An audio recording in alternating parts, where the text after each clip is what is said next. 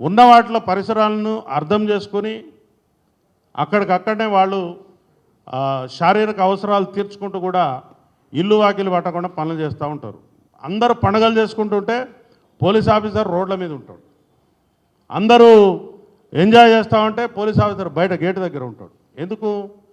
Trained officers. ఈ సమాజం కోసం ట్రైనింగ్ ఇచ్చిన ఒక వ్యక్తి ఆయన అన్ని పరిస్థితులను తట్టుకొని నిలబడతాడనే ఒక ఉద్దేశంతో ఆయన పనిచేస్తాడు. కానీ మేము కూడా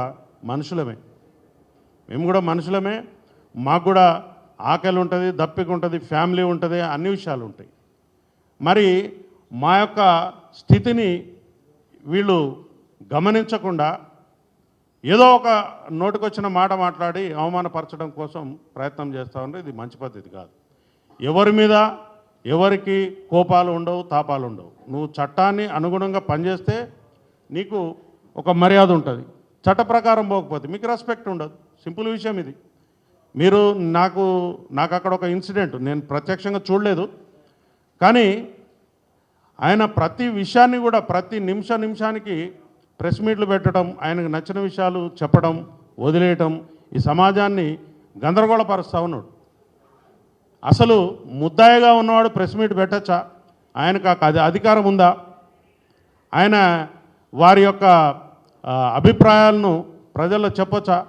ఆయన రిమాండ్ ఖైదీ, ఆయనకు ఇంటర్మ్ బెయిల్ అయితే వచ్చింది, కానీ ప్రెస్ మీట్ పెట్టే అధికారం ఆయనకు ఉన్నదో లేదో నాకు తెలియదు, వారే చెప్పాలి. మరి ఇంకో విషయం కూడా చెప్పారు నిన్న. ఏం చెప్తా ఉన్నాడు? మీలాంటి ఒక మిత్రుడు ఆయనను ప్రశ్న అడిగితే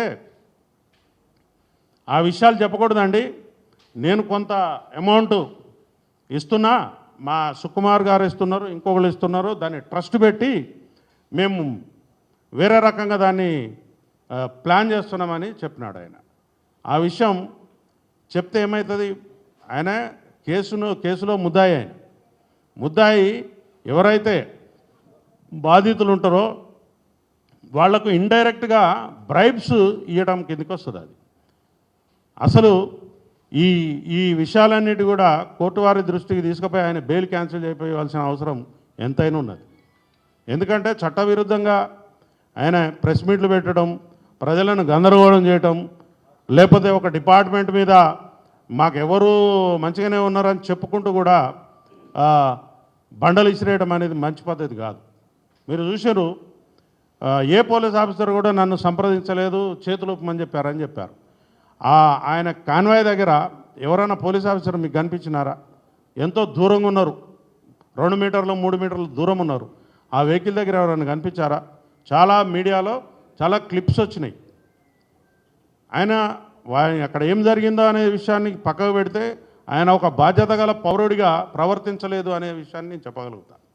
ఎందుకంటే ప్రాథమిక హక్కులు ఎంతైతే కఠినంగా మనం అమలు పరచాలని కోరుకుంటామో ఆయన యొక్క విధులు కూడా ఉంటాయి. ఒక మనిషి బాధ్యతలు, విధులు ఉంటాయి. లేమ్యాన్, చదువురాని వాడు, ఈ సమాజంలో ఎటువంటి ప్రాతినిధ్యం లేనివాడు, నాకు ఈ చట్టాల గురించి తెలియదంటే నడుస్తుంది. కానీ నువ్వు సెలబ్రిటీగా ఉండి, నువ్వు కొన్ని వ్యవస్థలను శాసించే పరిస్థితిలో ఉండి, నువ్వు తిరగబడే పరిస్థితిలో ఉండి నాకు చట్టం తెలియదు, నేను వెళ్తా, నేను ఉంటా అంటే ఇట్ ఈజ్ నాట్ కరెక్ట్. ఇంకొక విషయం ఏంటిదంటే, నా దగ్గర డబ్బులు ఉన్నాయి కదా అని ఒక 50 మందికి మనుషుల్ని పట్టుకుని పోయి ఎక్కడ పడితే అక్కడ దౌర్జన్యం చేయటం అనేది కూడా కరెక్ట్ విషయం కాదు. వారు ఆ బౌన్సర్లను పెట్టుకుని బయటకు వచ్చే సందర్భంలో కూడా వారికి పర్మిషన్ ఉందా?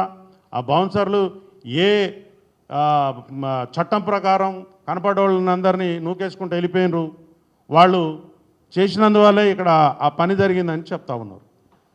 ఒక వ్యక్తి మరణిస్తే కనీసం తోలబోయేటోళ్ళు ఆ దగ్గరుండి ఏం జరిగిందని కనీసం 1 నిమిషం ఆగి వెళ్తారు. చిన్న యాక్సిడెంట్ అయితేనే, ఒక కుక్క పిల్ల చనిపోతేనే, లేకపోతే ఒక పశువు చనిపోతేనే మనం ఆగి దాని గురించి తెలుసుకుంటాం.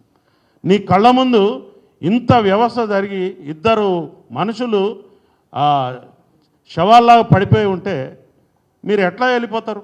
సామాజిక బాధ్యత మీకుందా? సామాజిక స్పృహ మీకున్నదా? వెళ్ళిపోయిన తర్వాత ఆయన కళ్ళలో నాకు ఎటువంటి పశ్చాత్తాపం కనిపించలేదు.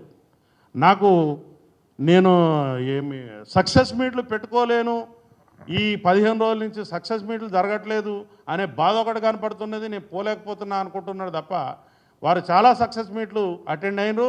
అదేవిధంగా వాళ్ళ ఇంటిని ఒక కళ్యాణ మండపం, ఒక విలాసవంతమైనటువంటి ఇది చేసి వచ్చేవాళ్ళు పోయేవాళ్ళు చాలామందితో ఆయన చాలా హ్యాపీగా గడుపుతూ ఉన్నారు.